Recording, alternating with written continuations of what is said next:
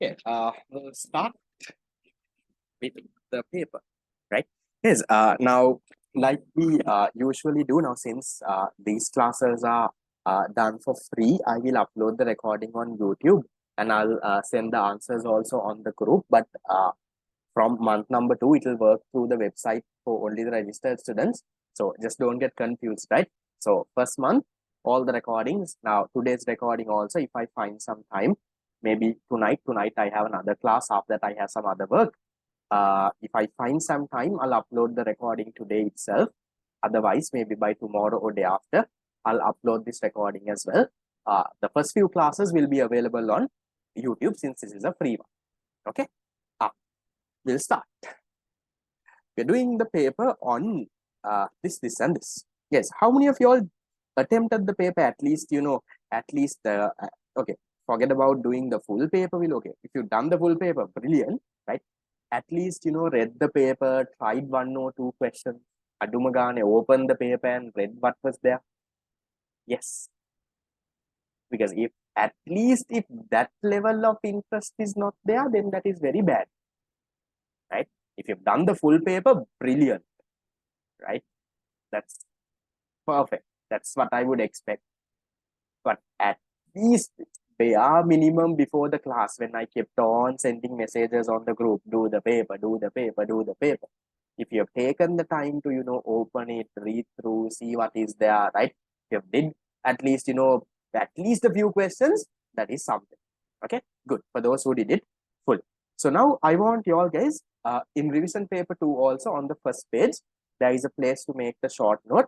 If page number 1 is not enough, the back of the other page is there. So then when you open it, it's like one big A3, no? Okay. Like the pictures that I sent you on the group, some people have done. You can make your short note like that. Okay. We'll get into the questions, guys. Okay. Now, some questions are things that we already discussed in our theory recap. So those questions I will not go through in very detail. I'll show you the answer for this. Okay. Answers also, I'll send it after the class. Question number 1. Question number 1 says, what is meant by scarcity? And why does the existence of scarcity make choices unavoidable? How does the PPC illustrate scarcity? Explain your answer with a diagram. Guys, remember, when you get a big question like this, you need to break it down. Okay? You need to break it down and you need to what? Think of how are they going to allocate marks? Because without figuring this out, now this is what we will learn in the revision class. Without figuring this out, you can't write a proper answer, Lamai. Look at this, we'll just see. Okay. They are asking what is meant by scarcity. Now, for this, maybe they will give 1 mark. We don't know. We have not seen the answer scheme. They might give 1 mark or maybe 2 marks. Right? What is meant by scarcity? Oh. Why does the existence of scarcity make choices unavoidable? This looks like a big part, right? So this also may be 1 or 2 marks. Why does it make it unavoidable? How does the PPC illustrate scarcity? So you need to say, point outside the PPC. So for something like that, okay, they might give you, let's say, around 1 mark. Explain your answer with a diagram. Diagram, maybe they'll give you around 1. Sorry, this second one, guys, they might give you 2 or 3 marks. This is the big part. No? How does it make choices unavoidable? So you need to show that scarcity has alternative users. Therefore, you have to make a choice, right? So what you need to do is, when you get a question, you need to break it down. Because otherwise, you write rubbish. If you don't break the question down and properly identify what they are asking, you end up writing nonsense, even though you know the answer. So we'll see below, guys. Now, right. Now, can you tell me, okay, this is another thing that I want you all to know. What is meant by scarcity? I told you, either you will get 1 or 2 marks for this. Now, in the A-level paper, when you're writing the A-level paper, you have not seen the marking scheme. No? So then, do you write it write your answer for 1 mark or for 2 marks? What do you write your answer for? When you explain scarcity, remember, I told you, they can either give you 1 mark or 2 marks. So therefore, you always write an answer for 2 marks now.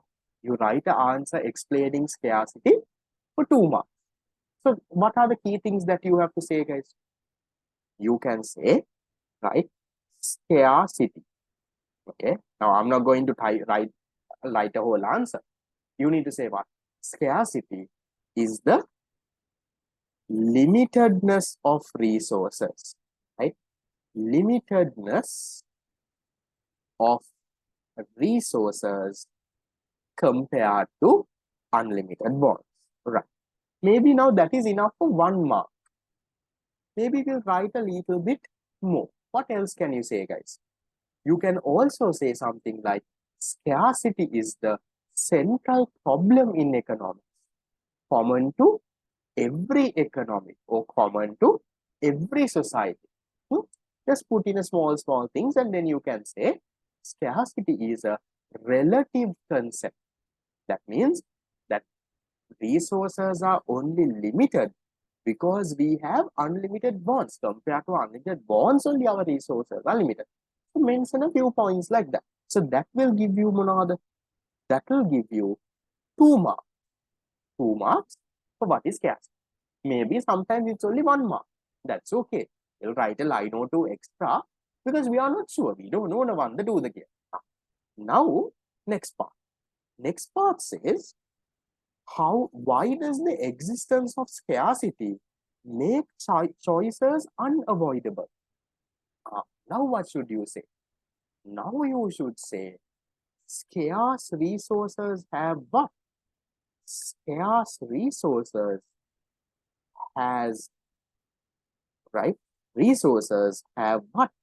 Alternative uses. That means different things can be done, right? Alternative uses.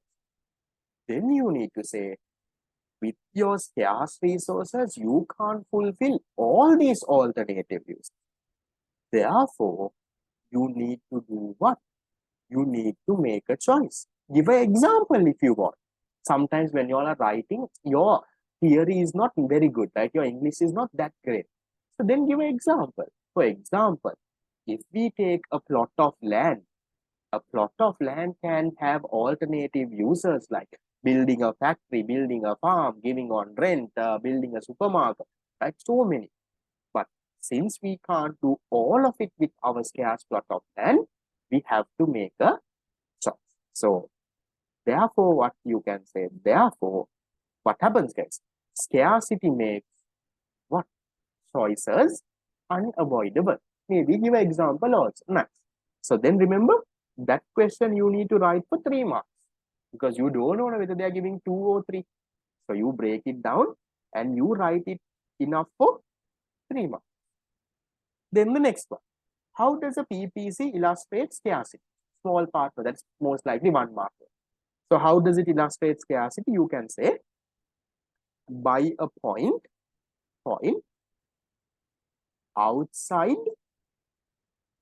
the PPC. By a point outside the PPC. Then they're asking for a diagram. So you draw a diagram, right? Label the axes, right? Label this as the PPC. Draw a point outside. Say this is only scarcity. So you can say according to the diagram, point A, right? Let's say this is point A. Point A represents scarcity. So those answer writing has to be there. Now I know this is not a hard question. It's a very simple question. But most of you all, you can't write properly to get the 6 marks. Now that has to be improved during the revision class. Theory class, I don't talk about answer writing much. Theory class, we do theory. But now it's time to apply your theory into practice and get the marks. So let me show you the answer that I have made. I'll share this to you after the class. I don't share it before because then you all will copy this. I want you all to think on your own. So this is the answer that I have. Yes, but I have given a breakdown also. So for 1 mark, I am explaining what is scarcity. 1 mark. For 3 marks, I am explaining how does scarcity make choices unavoidable, right? I say, I give you an explanation. Okay. Then for 1 mark, diagram mega. For 1 mark, explanation. So total 2 marks for that PPC part. That's how you get your 6 marks. Now, why I don't share the answer before itself is because I know you all will read the answer and get right. I want you all itself in your mind, break the question into small parts, come up with a nice answer. Then after the class, look at the answer. Then compare and see, sir has written like this. Now, remember, your answer doesn't have to have the exact words that I have written, okay? As long as the key things are there, we are fine. But look at the structure. Sir has structured it like this. My answer is structured this way. Maybe I can change a little. Now, if you learn those, then on your paper itself, now remember, on your paper on top here, I have put comments. So comments, you can itself make your own comments. Yeah. So maybe, okay, question number 4 was difficult. So question number 4, just make a question. Just say difficult question, right? Go through again. Right? You itself write whatever comments that you have. That's like, the things that you have to improve on further, things that you have to work on. These are your papers, your tunes. Right? Don't worry about what others are writing, what others are doing. You make your short note, you make your own comments and leave it there. Okay. Is that fine, guys? Are we okay with question number 1? Yep. Is that okay, guys? Question 1? Yeah. We'll then move to question 2. Right. Here we have an MCQ. Can you give me an answer, guys? The fundamental economic problem faced by all countries is number 1, too much money chasing too few goods, excessive use of Earth's scarce resources, environmental pollution, and unlimited wants constrained by limited resources, growing poverty. What do you think is the fundamental economic problem? Number 1. Not number 1, number 4. Unlimited wants constrained by limited resources. In other words, what is it talking about? It's talking about scarcity. There was a question, can you buy only the tube? No. There is no point. Okay. Rather, probably you want only the tube because you must be learning it somewhere else. No? Stick with that teacher, guys, if that is the case. There is no point just getting my tube and learning from someone else, and that doesn't work. Either you get completely here, you get completely there. Don't always be half here and there. Okay. I mean, like, at least revision, don't go to like 2-3 revision classes. No point. Trust one teacher, stick with them. That's the key thing that I want. Because then what happens is, because when you go for 2-3 revision classes, everything gets messed up. Too much of work, you can't get anything. Okay. Question 3. Scarcity can be solved if all economies use their resources efficiently to the fullest extent possible with no wastage. Do you agree? So this question is saying, if you use all your resources very efficiently to the fullest possible level, no wastage or anything, you can solve the problem of scarcity. What do you all think? Yes or no? Do you all agree? If we use all our resources carefully, no wastage, fully efficient, we can solve the problem of scarcity. Do you agree? Answer is no. Why? Why? Maybe using all your resources and all fully efficiently, yes, maybe you can produce more, correct? You can produce and satisfy more human needs and wants. But wants are always unlimited, right? No matter how carefully you use your resources, you need to understand that point, Lama. No matter how carefully you use your resources, you're using it very carefully, not wasting anything. But still, your wants are unlimited. Because Remember, we said scarcity is a relative concept. Relative to our human wants, only our resources are limited. So no matter how carefully we use our resources, our wants are always limited. So we can never solve scarcity. You need to have that in mind. They can turn this question around in so many different ways. Another way that they can turn this question around, they can say, right, developed countries, right? Developed countries like, let's say, USA or Japan, right, does not face the problem of scarcity. Do you agree?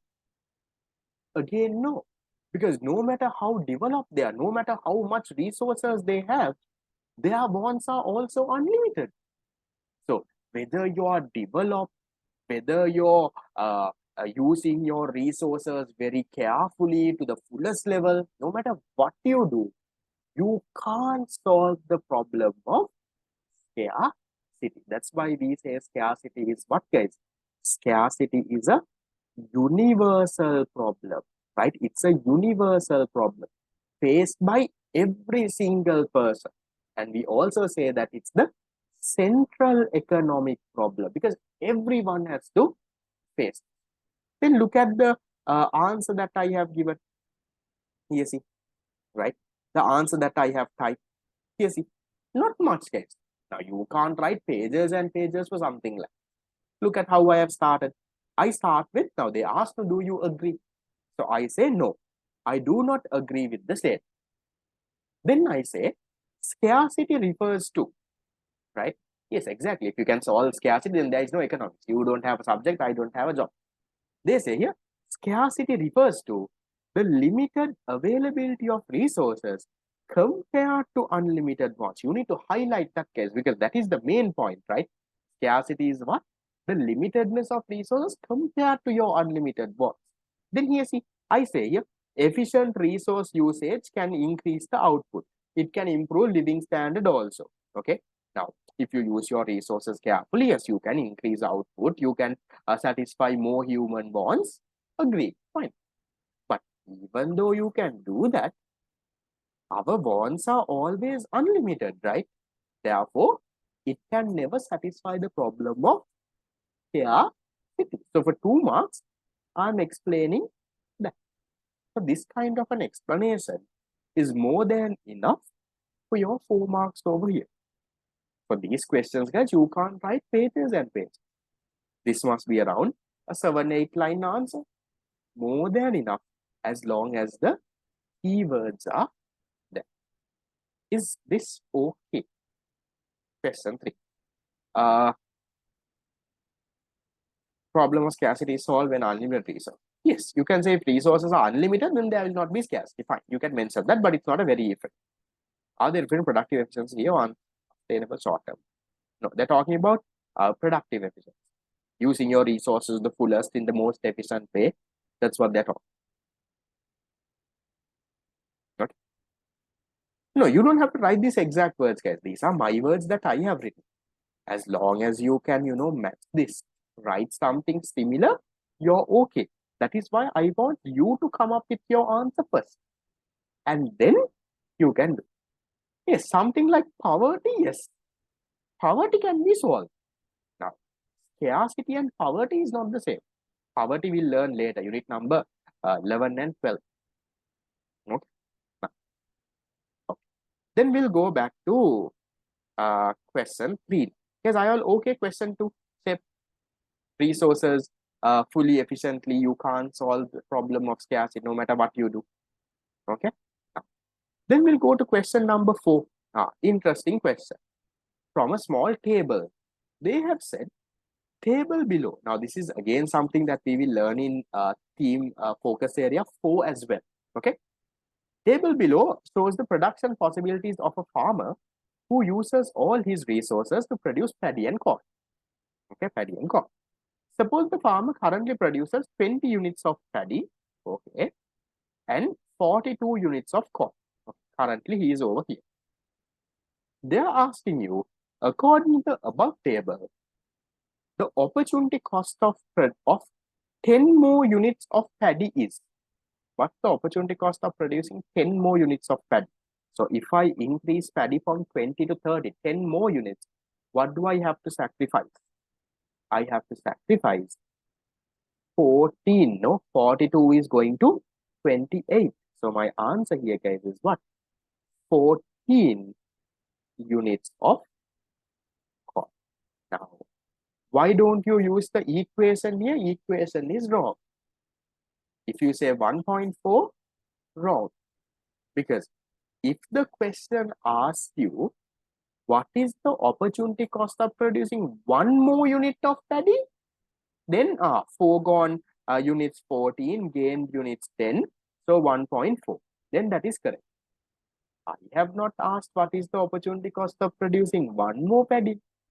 I have not asked what is the marginal opportunity cost of producing paddy. I have asked you what is the opportunity cost of producing 10 more units of paddy. To produce 10 more units of paddy, you have to sacrifice 14 units of corn. So be very careful. I put that question for that purpose. So 1.4 is wrong. 14 is the correct answer. Is that clear, guys? Didn't get it? Okay. So once again, what is opportunity cost over here? Opportunity cost is what you sacrifice. So they are saying in the question, we are currently producing 20 units of paddy and 42 corn. So currently we are over here. Then the question is saying, what is the opportunity cost of producing 10 more units of paddy? That means from 20, if we go to 30, 10 more units of paddy, what is your opportunity cost? Opportunity cost means what do you have to sacrifice? So when you're increasing paddy from 20 to 30, 10 more, you have to sacrifice corn. See, corn goes from 42 to 28 units. You can now only produce 28 units of corn because now you have taken more land area maybe to produce paddy. So corn production goes down therefore. So you can only produce 28 units of corn. So what's your opportunity cost? Your opportunity cost is the 14 units of corn that you sacrifice. Okay. Then guys, what can you tell about this? Comment on the type of the opportunity cost faced by the farm. What can you say, guys? Type now, the opportunity cost, there are few types, right? There is constant, increasing, decreasing. What can you say, guys? Look at the numbers and see. Initially, when he is producing 10, he has to sacrifice 5. Then when he is producing 10, he has to sacrifice 8. Then to produce another 10, he has to sacrifice 40. Then to produce another 10, he has to sacrifice 28. So what is happening to the opportunity cost that he is, the amount that he is sacrificing, guys? Amount that he is sacrificing? Amount that he is sacrificing, guys, is increasing. It's not decreasing. No. How is it decreasing? Think. When I produce 0 paddy, I can produce 55 corn. When I produce my first 10 units of paddy, I can produce only 50 corn. So when I produce 10 paddy, I have to sacrifice 5 corn, 55 to 50. Then when I produce 10 more paddy, 10 to 20, 50 goes to 42. I have to sacrifice now 8. When I produce 10 more, 20 to 30, 42 goes to 28. I have to sacrifice 40. When I produce 30 to 40, 10 more, 28 goes to 0. So I sacrifice the 28. So what is happening to the amount that I am sacrificing? That's what you call my opportunity cost. My opportunity cost is increasing. This is not decreasing, guys. It's increasing. Okay? The more and more and more you produce, you have to sacrifice more and more. If you want, you draw the diagram and see for this, right? So draw the diagram and see. Let's say this axis can be paddy, this axis can be corn. So when you're producing 0 paddy, you can produce 55 corn, point number 1. Then you're producing 10 units of paddy, 50 corn. Okay, here, right, 50. When you're producing 20 paddy, you can produce 42 corn. Somewhere, let's say here, right? 30 paddy, only 28 corn. Here, 40 paddy, 0 corn. So this is how your PPC goes, no? concave to the origin. So concave. This we will further study in detail in theme 4, right? It's not there in the theory recap that I taught you all today. Okay. Based on nature of the goods, you can figure out the nature of goods, but when they have given you numbers, you have to use the numbers. You can't say paddy and corn might be same, so therefore constant. You can't do that when they have given you the numbers. If they have given the numbers, then you can argue paddy and corn, maybe it has homogeneous resources, therefore there is a constant. Fine. But when they have given you numbers, you can't do that. There is no decrease. There is theoretically there is something called decreasing opportunity cost, but practically there is nothing. Practically that can't really happen. Theoretically there is something like that. Practically no way you can have decreasing opportunity. Okay, is that fine, guys? Can you all answer something like that?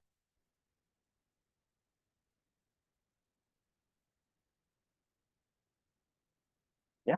Now, then we'll go into question 5. Okay. This one. They say the opportunity cost of studying at a private university. Now, let's say after A levels, you all go to a private university, is likely to include all of the following, except one. Which of them is not included? Why? You can't just this thing, you say why also. Cost of required textbooks, tuition fees, income foregone in order to attend classes during the university session, money spent on haircuts during the university sessions, cost of paper and pencils needed to take notes. So they are saying all of this will be your opportunity cost except one. Think, guys, you're going to a private university after A levels. Which one? Which one is the one that is irrelevant? That is not really incurred because you're going to a private university.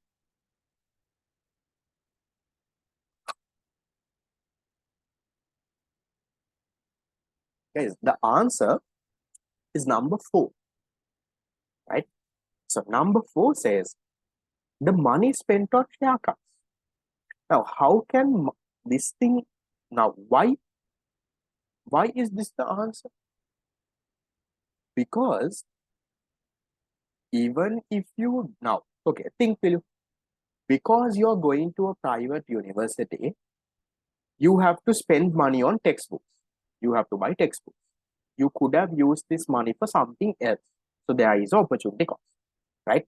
Definitely there is opportunity cost because you could have used that money for something else. Then number 2, tuition fees. That means now because you're going to private university, you have to pay their fees, right? To going there. So obviously that is also opportunity because you could have used that for something else. Right. Income foregone. Again, opportunity cost. Because you're going to the private university, you can't go and work somewhere else. So there is opportunity cost. There is something that you're sacrificing. Okay. Cost of paper and pencils to take notes. Now, if you are not going to a private university and let's say you are working or something, you don't have to buy paper and pencils to take notes. No? This also there is opportunity cost. But if you look at answer number 4, is this something because you're going to university? They are saying here, the money spent on haircuts during the university session. Can you, just because you didn't go to university, can you avoid this? Can you stop cutting your hair? No, right? So why is it not the opportunity cost case? Because something like haircuts have to be made regardless of whether you go to university or not. So that is not really opportunity cost. Can you save that money just because you go to yes, in some government universities, yes, they grow the hair, different story, right? But just because you go to a university or just because you not go to a university, can you save up that? Can you save the money that is going to cut your hair? You can't, right? Girls, maybe you might be never cutting your hair, but boys, you can't do that. No? At least every 2 months or something, you'll go to cut your hair. So can you save it? No. So this is your answer. Why is this your answer? You can say why? Because haircuts have to be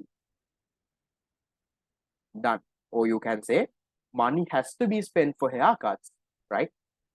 Regardless of whether, right? Regardless of whether a student attends a private university. So this, in other words, you can say this cost cannot be avoided. All the others are specific costs because of a private university. So if you don't go, you can avoid it. There is a opportunity cost of that. But something like this, it's not really relevant. Is that clear, guys? That's a good question to learn something. Fine. Question number 5. Okay. Then question number 6. We'll see how many of y'all can get this correct. Which of the following statements are true about statements about opportunity costs is true?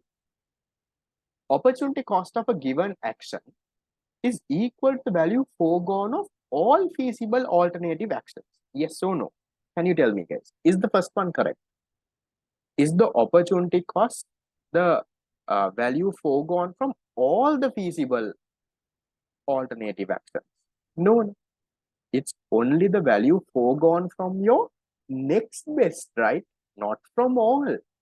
From your next best, or we say from your second best. So first one is therefore wrong. Where is it wrong? Because they say all feasible. If they say next best feasible option, correct. Okay. Number 2, opportunity cost measure only direct out of pocket expenditures. Yes. So does opportunity cost only look at the monetary out of pocket or whatever money? No. Opportunity cost, remember I told you, is not a financial concept. It can have real benefits also. 2 is also wrong there. Now, 3, to calculate accurately the opportunity cost of an action, we first need to identify the next best alternative to that action. So to find the opportunity cost of something, they are saying, first you have to find what is the next best alternative. Then only you can find opportunity cost. Correct, guys? Because if you can't find the next best alternative, then you can't find the opportunity. So this one is correct. So which one is our answer then, guys? Number 1. Where only 3 only is correct. Okay, done. Then question number 7. Make a bala. Suppose you play a round of golf. I also would love to, play golf. Maybe, maybe retire someday and, play golf. Have you realized that all these fellows playing golf are the really rich fellows? No, they have nothing to do just to stay fit and, walk around and do all of it. The rich guys only play golf. It's a nice sport. No, you will not see normal people like you and me going and play golf. Yes, old also. So usually to become rich, you have to become old. No? Okay. So what to do unless you have a lot of inherited wealth?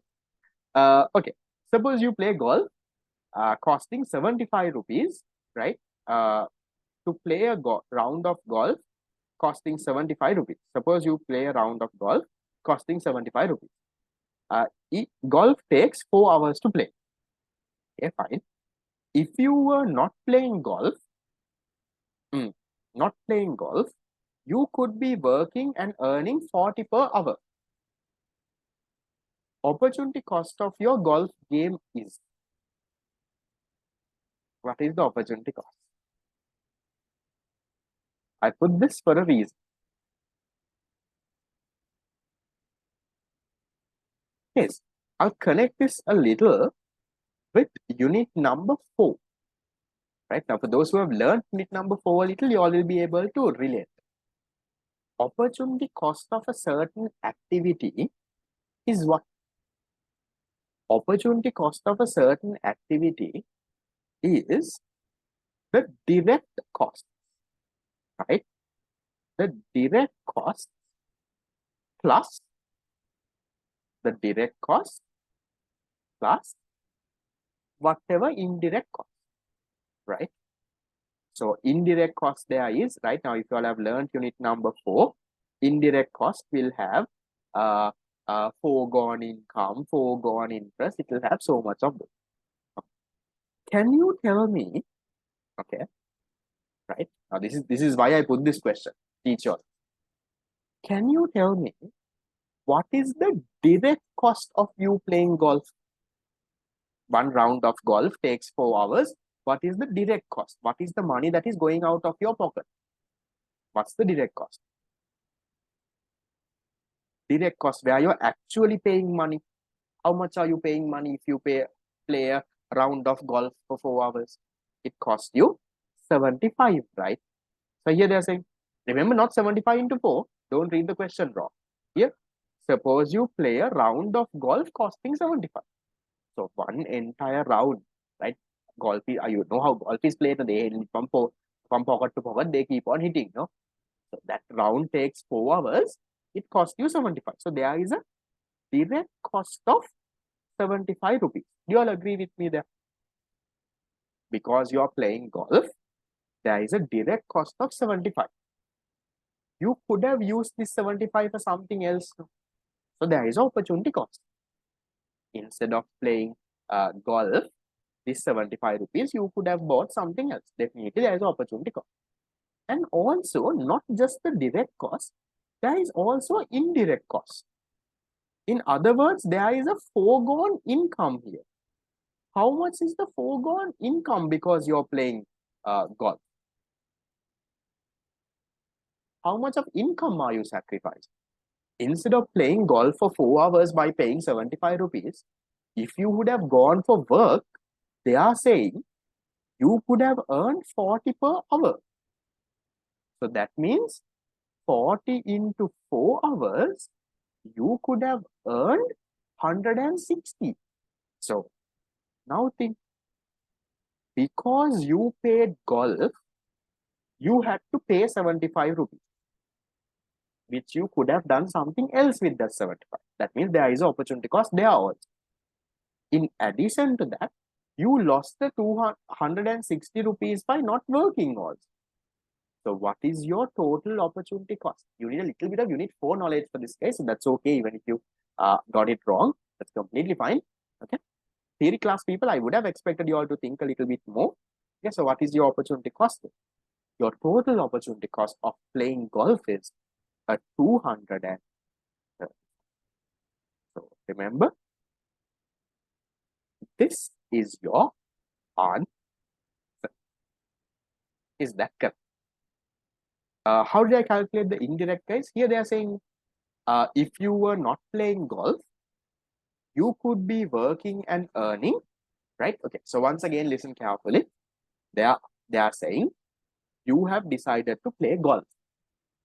So one round of golf takes 4 hours to play, and the round is 75 rupees. So maybe you have to buy like an entrance ticket. So now you're paying 75 rupees and you're playing golf for 4 hours.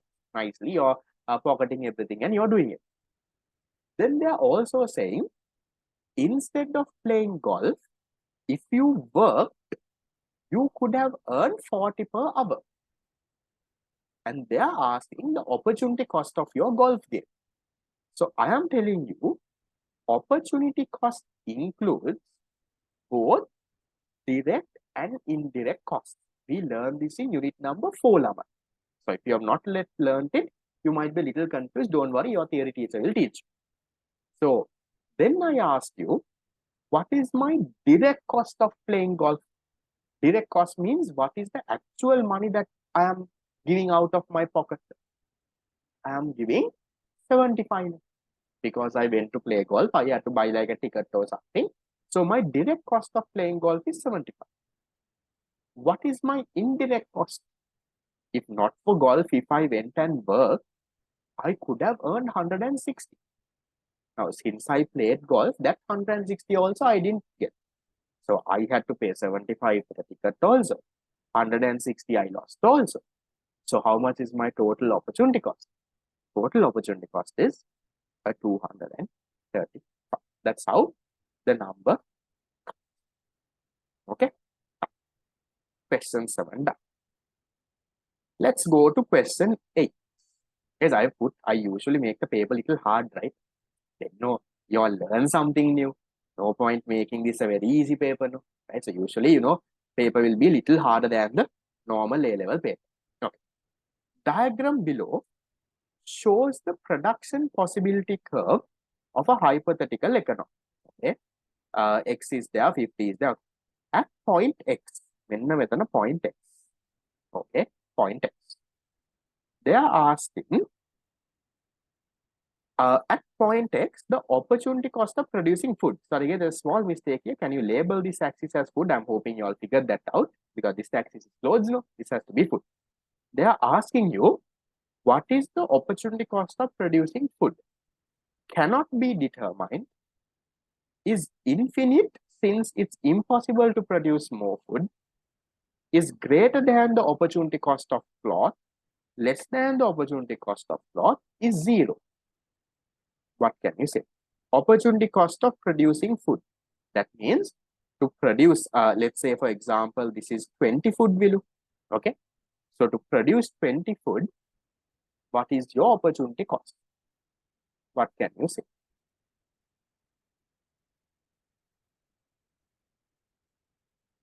Another question that I put to trick you. Can you say it is 0?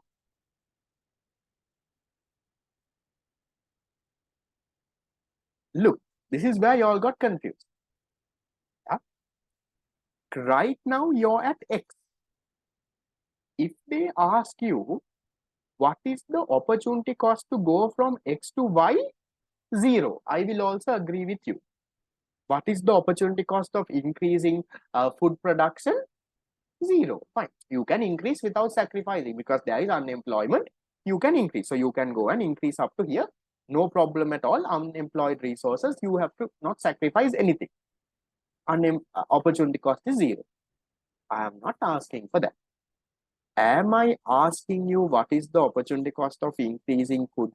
Am I asking you what is the opportunity cost of going from X to Y or something like that? I am asking you, right? This is where you learn. Now learn. I am asking you, what is the opportunity cost of producing food? Think, guys. Because you're producing, now this is where you have to learn this properly. Yeah? Okay? Because you're producing, right? Listen very, very carefully. Because you're producing 20 food, okay, you can produce a maximum of this many amount of clothes. Do you all agree with me? Now, this is only 50. Huh? I'll cut these numbers here. This is only 50. Okay. Because you're producing 20 clothes, maximum you can produce this many. Sorry, because you're producing 20 food, let's say maximum you can produce only 40 clothes. But actually you're producing only 30 clothes. So actually there is unemployed. Actually you're producing 30, but ideally while producing 20 food, you could have produced 40 clothes. So what is your opportunity cost of producing 20 food, guys? Because you're producing 20 food, how much of clothes should you definitely sacrifice? Is it 0? By sacrificing 0 clothes, can you produce 20 food? No, right? You have to definitely sacrifice this 10, right? Don't you understand? To produce the 20 clothes, I have to, whether there is unemployment or not, that I don't care. But to produce 20 clothes, I have to definitely sacrifice, to produce 20 food, I have to definitely sacrifice 10 clothes. How are you saying opportunity cost is 0? Opportunity cost is 0 means to produce 20 food, you don't have to sacrifice any clothes. You can't do that, no. See, when you're producing 20 food, I draw the line up to the PPC, I connect it to the axis over here. So they have a number here, 40.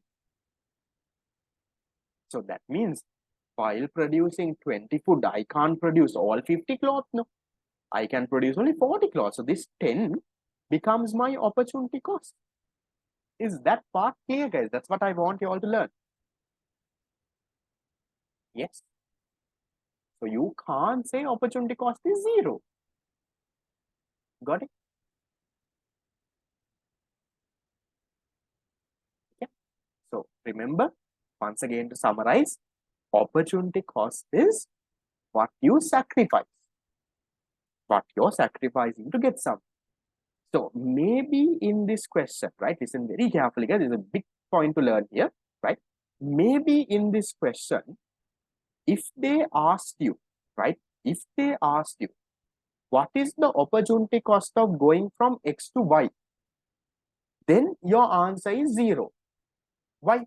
Because to go from X to Y, you can increase the production of clothes also. You can increase the production of food also. You don't have to sacrifice anything. So if they say, what is the opportunity cost of increasing clothes, right? Still you can increase clothes without sacrificing food. You can increase food also without sacrificing clothes. So then opportunity cost is 0. But I am not asking for that. I am not asking what is the opportunity cost of increasing food, what is the opportunity cost of increasing clothes, or what is the opportunity of going from X to Y. I am not asking you that. I am asking you, what is the opportunity cost of producing food? Okay. So what does that mean? Look very careful. So currently, let's say I am producing at point X. So that means currently I am producing, let's assume below 20 units of food. Because I am producing 20 units of food, how many units of clothes? Okay, let's say this is 50. Okay. So while producing 20 food, I am producing 30 clothes. Okay. But you can't say opportunity cost is 20. The opportunity cost is because I am producing 20 clothes, sorry, 20 food, maybe I could have produced 40 clothes. So this is my opportunity cost. Because I'm producing 20 clothes, I have to definitely sacrifice, sorry, because I'm producing 20 food, I have to definitely sacrifice 10 units of clothes. So that is my opportunity cost. Right? It's a good question. I want you all to take some time and think. Then can you tell me, Lamai, right? According to this, which one will be the answer then? Now, in this, I have not given you all the numbers. I have not given you the 40 or the 30 or the anything I have not given. So, according to this, you can say, cannot be determined. Opportunity cost cannot be determined. If I have given the numbers, then you can take this difference and say opportunity cost is 10. But I have not given the numbers. Okay. So you can't say what the opportunity cost. Okay. Greater than the opportunity cost of cloth, less than the opportunity cost, this you can't conclude, right? Unless they are moving from one point to another or something, you can't really say this. So 3 and 4 is gone, 2 is also gone, you can't say infinite. Okay.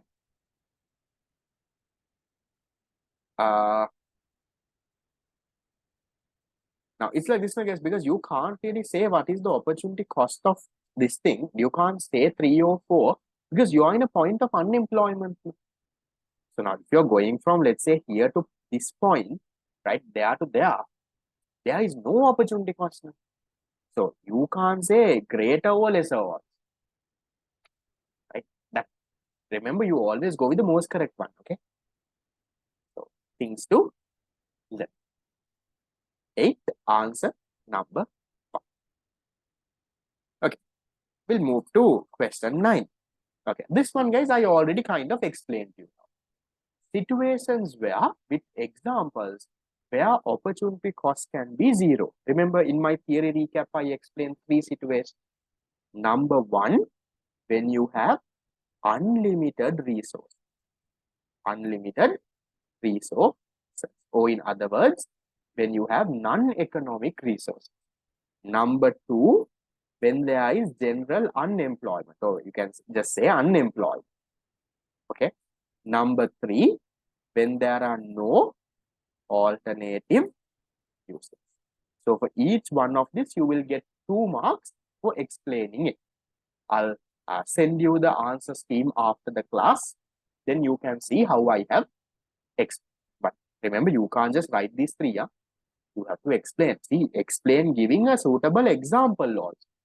So you have to give in an example and you will have to explain. Okay. Is that okay, guys? Can I skip that and go to the next? Fine. No, I don't have to re-explain that again. No, I did that today 1 hour before. No, guys.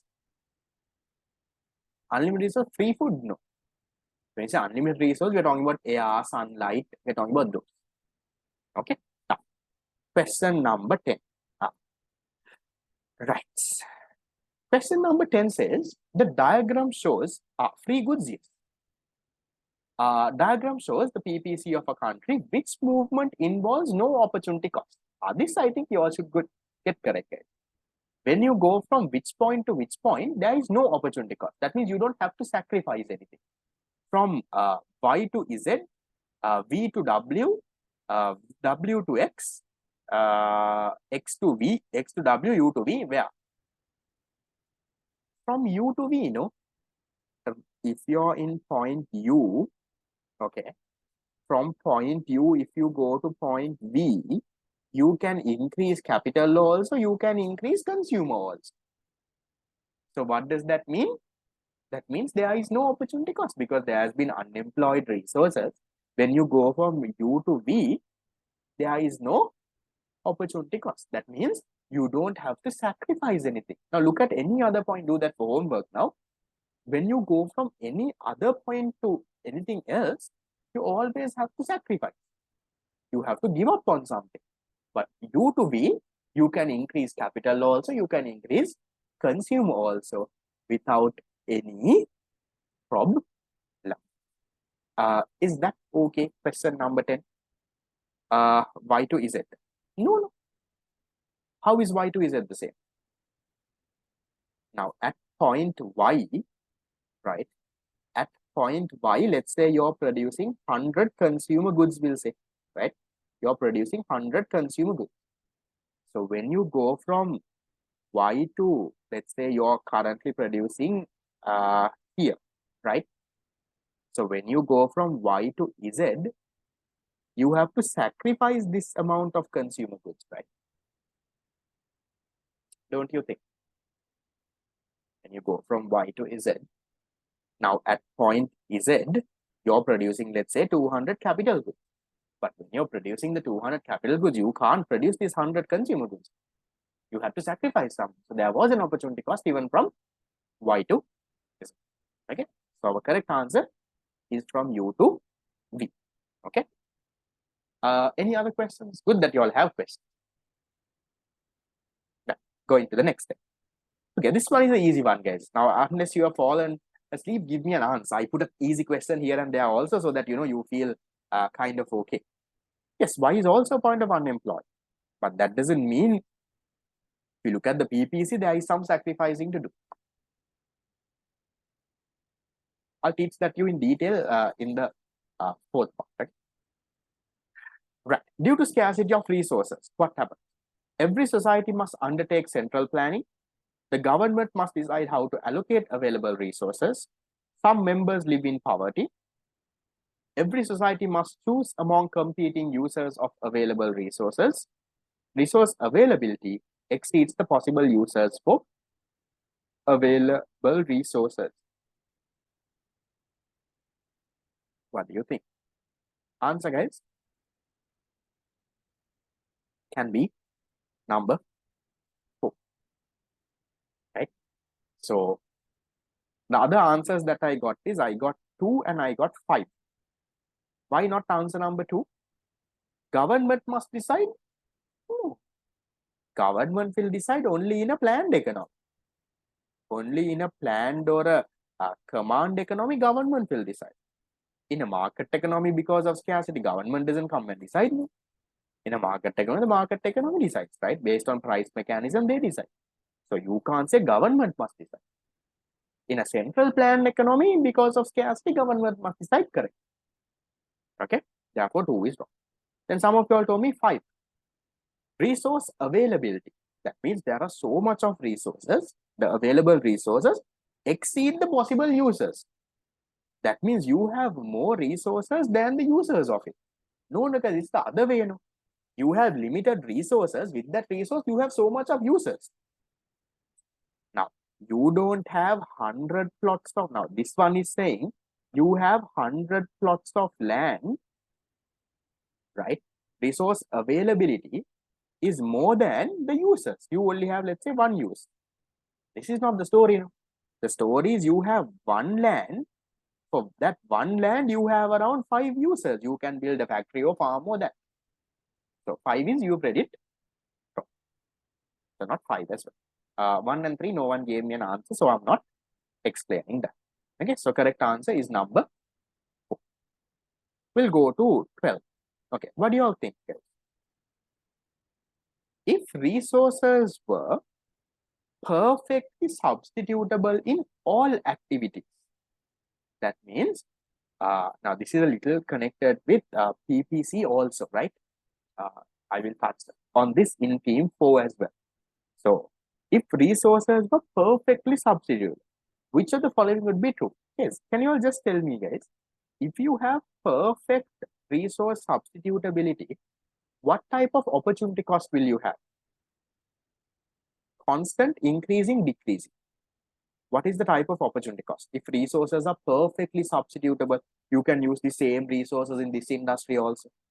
So if resources are perfectly substitutable, what do we have? We have constant opportunity cost. When there is constant opportunity cost, how does the PPC look like? Bowed outward, bowed inward. How does it look like? It looks like a straight line, right? I didn't teach this today. I'll teach this to you in theme 4. Okay, straight line PP. So which one can be your answer, guys? Either it has to say that the opportunity cost is constant, or it should say the PPC is a straight line, something like that. Output of goods can be increased at 0 opportunity cost. No, not 0, constant opportunity cost. Wrong. PPC would be a straight line, right? Can be your answer. Specialization and mutual beneficial trade would be impossible. We'll learn this in unit number 9, right?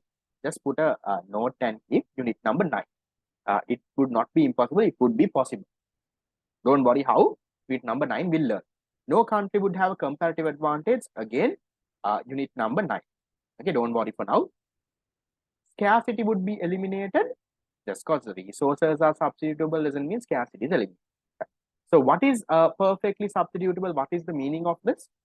This means resources in one industry can be used exactly in the same way in the other industry. That is what perfect substitutability means. So maybe a machine in this industry can be used in the other industry also. Perfectly substitutable.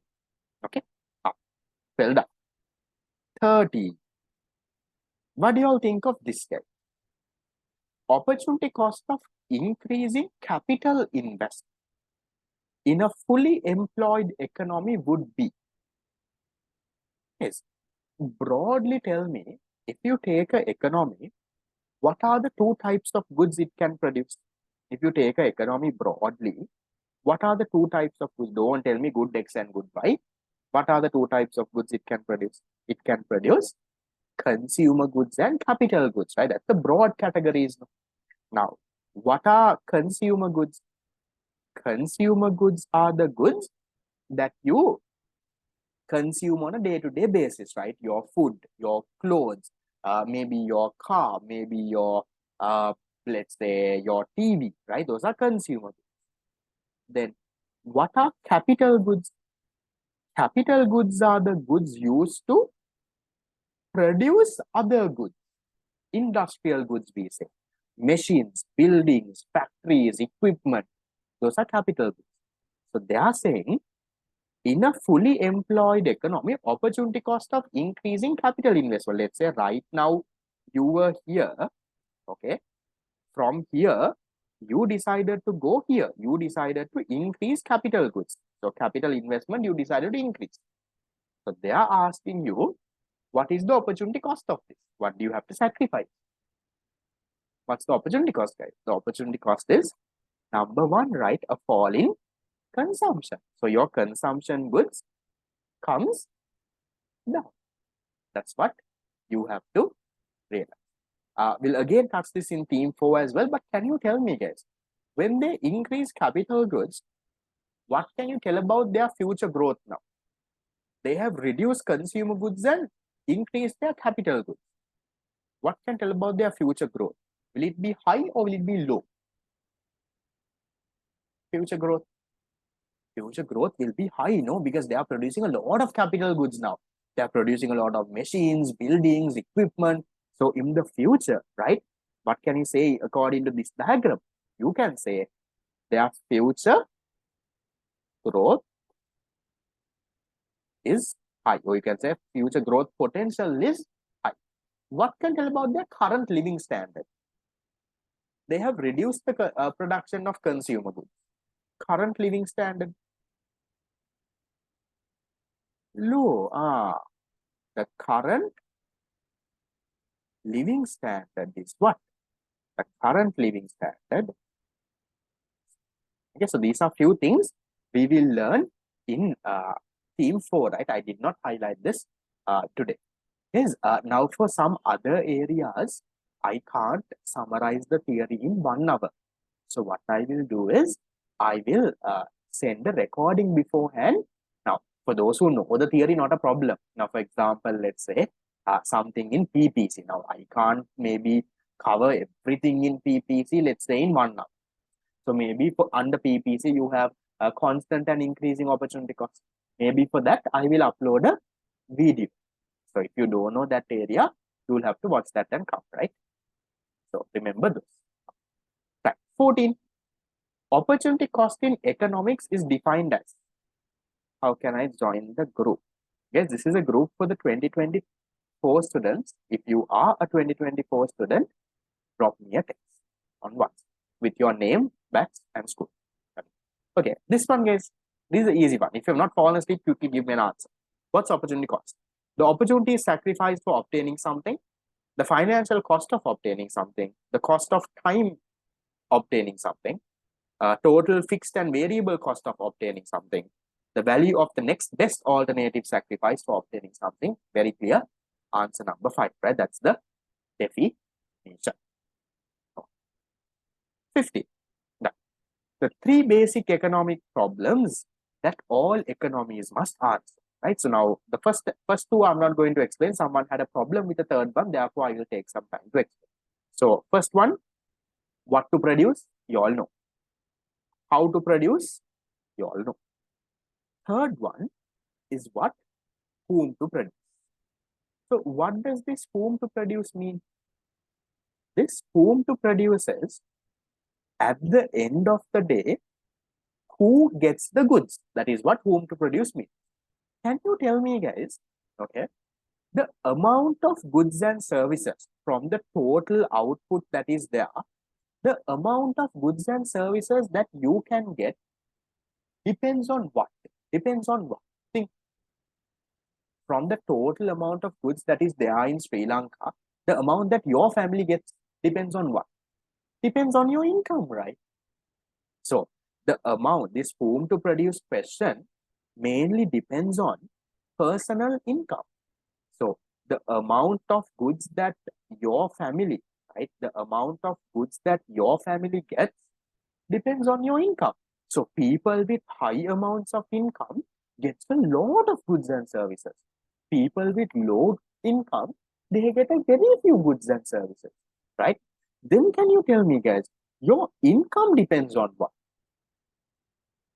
What does your income depend on? Answer script, guys, I'll send at the end of the class. Yes, what does your income depend on? The income depends on, okay, the income depends on, number 1, right, how many factors of production you own. How many? This is what you call factor ownership. how many factors of production you own and exchange in the market. So let's say, right? Okay, just think, guys, your family's total income. How do you think it must be coming? Your father is working, so you all have one labor unit. Some of your families, maybe your brother is working as well, right? Two labor units. You also have given a house or something, part of your house for rent, a room of this thing. So you have one capital. Okay. Let's say, for example, your maybe your brother who just finished A levels and his degree, he's an entrepreneur, right? So you have one entrepreneur also. So you have 2 units of land, you own 1 unit of capital, right, which is a house that you are given on rent, and you have one entrepreneur as well. So these are how many factors of production you own and how much of it you exchange in the market. Now, sometimes, guys, now why is this exchange in the market important? Because sometimes, now think of your mother. Your mother also has labor, right? But sometimes, even though she has labor, she is willingly a housewife. So you all must be owning 2 factors of production, but you're exchanging only one. Sometimes you might have 5 houses, but you have given only one to rent. So the amount of income you earn doesn't only depend on the ownership. It depends on how much of it you exchange. You might have 100 houses, but if you're exchanging only one, if you're giving only one on rent, then only for that no you're getting income. Others you won't get. So it depends on how many factors of production you own multiplied by the factor price, right? So maybe for labor, they are paying 100,000. Maybe for capital, you're getting paid 50,000. Maybe for the entrepreneurship, you're getting paid 150,000, right?